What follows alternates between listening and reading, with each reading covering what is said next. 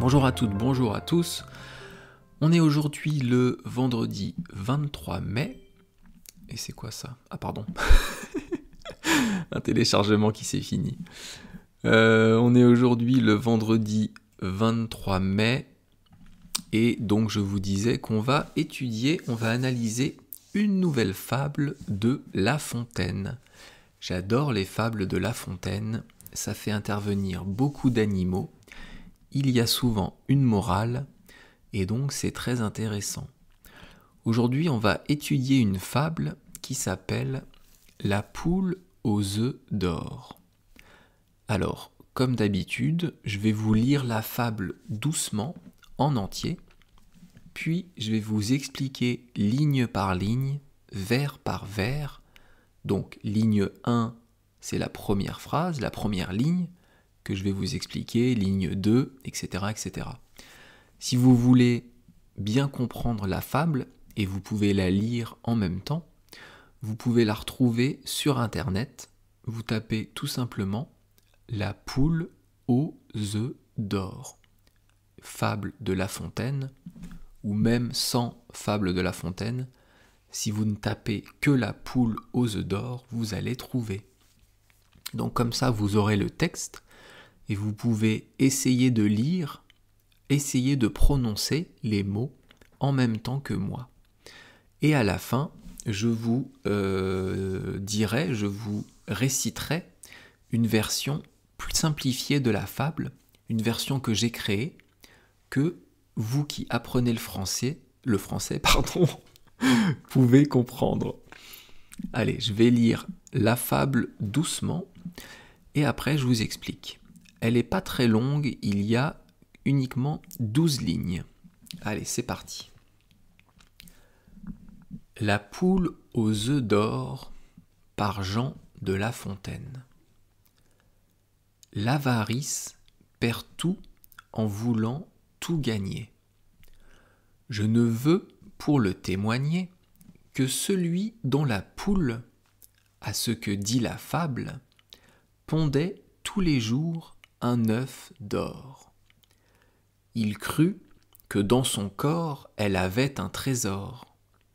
Il la tua, l'ouvrit, et la trouva semblable à celle dont les œufs ne lui rapportaient rien, s'étant lui-même ôté le plus beau de son bien. Belle leçon pour les gens chiches. Pendant ces derniers temps, combien en a-t-on vu qui du soir au matin sont pauvres devenus pour vouloir trop tôt être riches. Et là, on a fini la lecture de la fable. Alors, c'est pas facile, je sais. Il y a beaucoup de mots que vous ne connaissez pas. Je sais, c'est normal. Même un Français qui lit cette fable, il y a peut-être un mot compliqué, mais je vais vous expliquer tout ça. Alors on commence ligne par ligne. La première ligne, c'est « L'avarice perd tout en voulant tout gagner ». Alors je vais vous expliquer ce que c'est l'avarice. L'avarice, c'est un mot qui est tiré du mot avare. Être avare, ça veut dire être radin. Ça veut dire ne pas vouloir dépenser son argent. Je vous en ai parlé il y a une petite semaine, je crois. Oui, je crois que c'est ça, il y a 5-6 jours, avec l'expression « l'argent ne fait pas le bonheur ». Donc l'avarice, le fait d'être avare, c'est de vouloir garder son argent, de vouloir gagner de l'argent et ne pas le dépenser. L'avarice, on dit aussi être avide, l'avidité, ou être cupide. On dit donc la cupidité. Donc l'avarice, c'est d'être attaché à l'argent, considérer l'argent comme quelque chose d'essentiel et ne pas vouloir le dépenser. Donc je vous reprends la première ligne. L'avarice perd tout en voulant tout gagner. Ici, en fait, on a un peu tout de suite la morale de l'histoire. La Fontaine nous dit « En étant avare, en étant avide d'argent, en voulant trop d'argent, on peut tout perdre. » C'est ça que ça veut dire. L'avarice perd tout en voulant tout gagner. À trop vouloir gagner d'argent, on peut tout perdre. C'est déjà la morale de la fable. On continue avec la deuxième ligne. Je ne veux pour le témoigner. Alors, ça c'est une formule un peu ancienne de français. En français moderne, on dirait « j'en veux pour témoignage ». Témoignage et témoigner, ce sont des mots qui veulent dire prouver ou preuve. Donc, on a eu la morale à la première ligne, et là, dans la deuxième ligne, La Fontaine, donc l'auteur, va nous amener un exemple, va nous amener une preuve que le fait de trop aimer l'argent, ça peut faire tout perdre. On passe donc à la troisième ligne. Que celui dont la poule, virgule, a ce que dit la fable. Alors, ici, donc La Fontaine va nous amener un exemple d'avarice avec quelqu'un qui a une poule. Et là, il dit « à ce que dit la fable », d'après la fable. Mais de quelle fable La Fontaine parle, puisque c'est lui qui a écrit cette fable? En fait, il faut savoir que beaucoup de fables de La Fontaine sont tirées ou sont inspirées d'un philosophe grec qui s'appelait Ésope. Eh bien, ce monsieur Ésope, qui a vécu avant Jésus-Christ, au 6e siècle ou 7e siècle avant Jésus-Christ, eh bien, il avait déjà écrit beaucoup de fables avec des animaux. Donc La Fontaine en a inventé certaines, mais c'est aussi beaucoup inspiré des fables d'Ésope pour écrire ses fables à lui. Eh bien, ici, dans cette troisième ligne, La Fontaine nous dit « à ce que dit la fable ». Donc, ici, il fait allusion à la fable d'Ésope, donc à la fable beaucoup plus ancienne que la sienne. Donc ici, il consent, il explique qu'il s'est inspiré de quelqu'un d'autre. Donc on revient à notre petite histoire de poule. Donc La Fontaine va nous prendre un exemple d'un fermier, d'un monsieur qui a une poule. Et donc, quatrième ligne, pondait tous les jours un œuf d'or. Donc c'est la poule qui pond, qui fait tous les jours un œuf en or. Normalement, une poule, ça pond un œuf, soit qui va devenir un poussin, s'il est fécondé par le coq, soit que vous pouvez manger. Eh bien, cette poule-là, elle fait un œuf d'or. L'or, c'est un métal précieux qui coûte très cher. Donc, le monsieur a beaucoup de chance. Il a une poule qui lui pond un œuf d'or tous les jours. Ligne 5. Il crut que dans son corps, elle avait un trésor. Il, c'est le monsieur, c'est le propriétaire de la poule. Il crut, c'est le verbe croire, cru, c'est le passé simple de croire. Donc c'est du passé. On parle de quelque chose de passé ici. Donc le monsieur pense que dans la poule, dans le corps de la poule, il y a un trésor puisque elle pond un œuf en or. Donc il pense qu'à l'intérieur d'elle, à l'intérieur de cette poule, il y a encore plus d'or, il y a un trésor. Et donc ligne 6, il la tua, l'ouvrit et la trouva semblable. Donc il la tua, je pense que vous comprenez, c'est du passé simple, il tue la poule.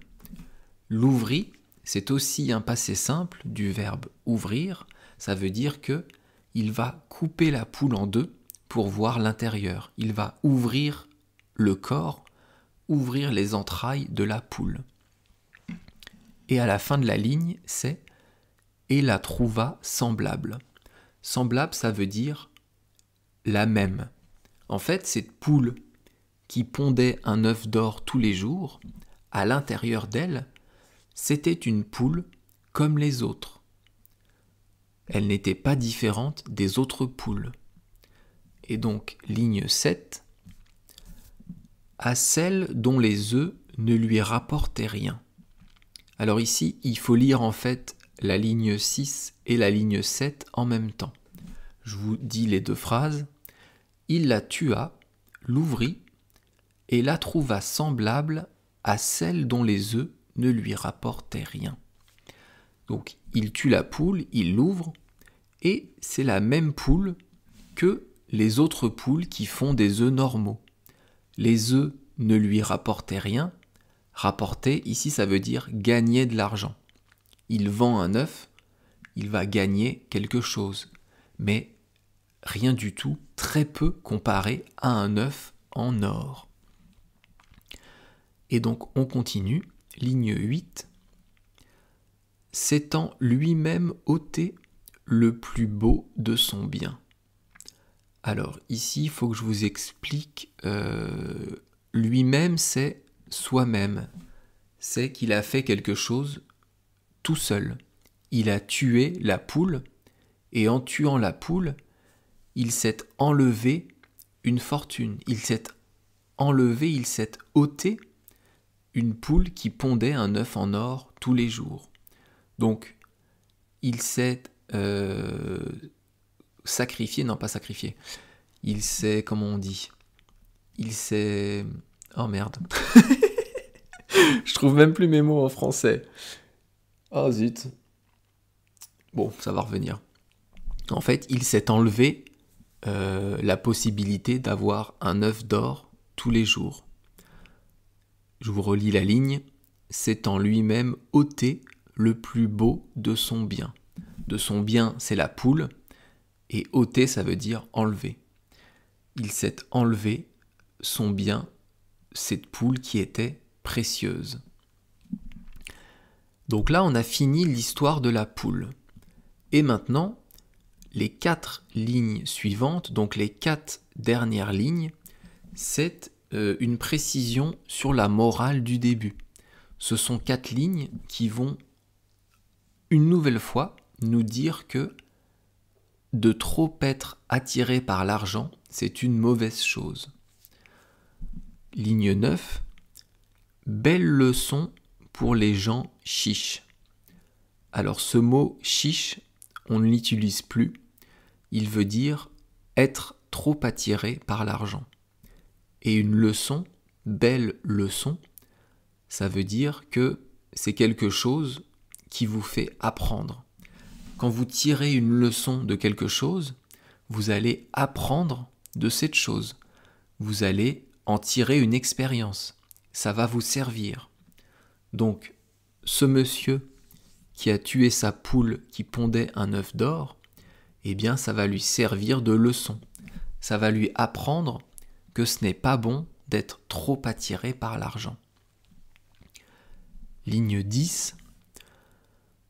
Pendant ces derniers temps, combien en a-t-on vu, et ligne 11, qui du soir au matin sont pauvres devenus, et ligne 12, pour vouloir trop tôt être riches.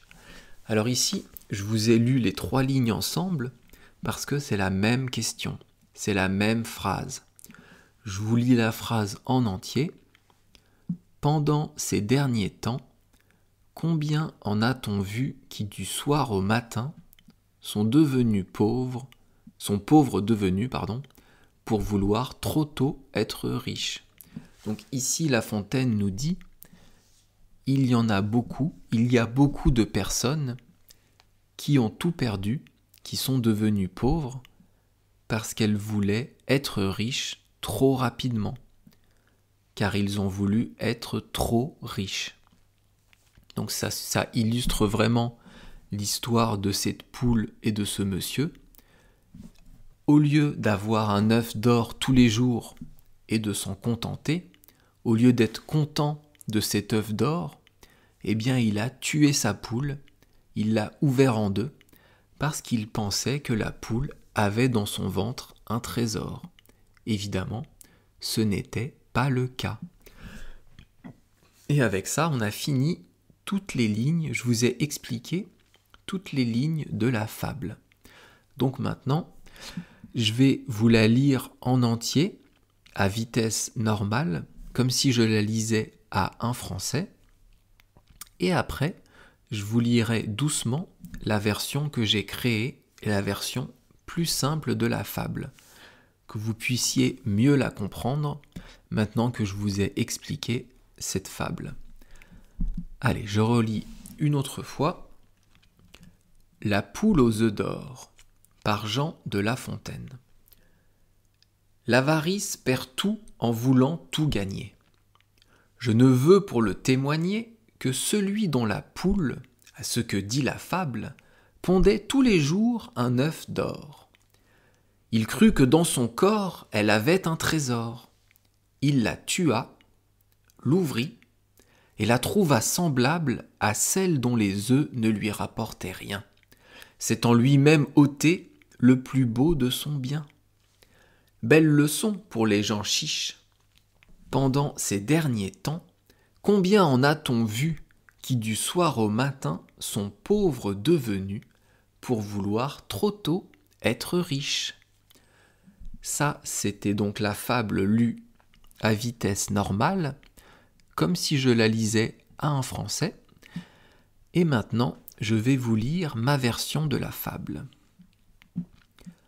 Trop aimer l'argent peut faire tout perdre. En voici la preuve. Prenons comme exemple une personne qui avait une poule et qui pondait un œuf en or tous les jours. Il crut que dans le corps de la poule, il y avait un trésor.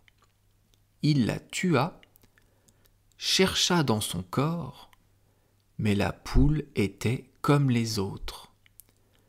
Il a donc tué sa poule aux œufs d'or et se retrouve sans rien. Belle leçon pour les gens trop attirés par l'argent. Dernièrement, ils sont beaucoup à être devenus pauvres car ils ont voulu être trop riches. Est-ce que cette version était plus facile à comprendre? J'espère que oui, j'espère que vous avez compris la fable de La Fontaine et compris surtout la morale. Ce qui est important dans les fables de La Fontaine, c'est la morale. C'est qu'est-ce que cette fable va pouvoir vous apprendre. Alors, je vous fais un petit bilan de la prochaine fable. Ça va être quoi? Alors, une seconde que je retrouve mon petit cahier. Alors. La prochaine fable, elle s'appelle « Le loup et la cigogne ». Et donc, je vous donne rendez-vous à demain pour une nouvelle expression qui est « avoir du pot » et à dans 10 jours pour la fable de La Fontaine, le loup et la cigogne. Merci beaucoup de m'avoir écouté. À bientôt, bye bye, hasta luego, matane.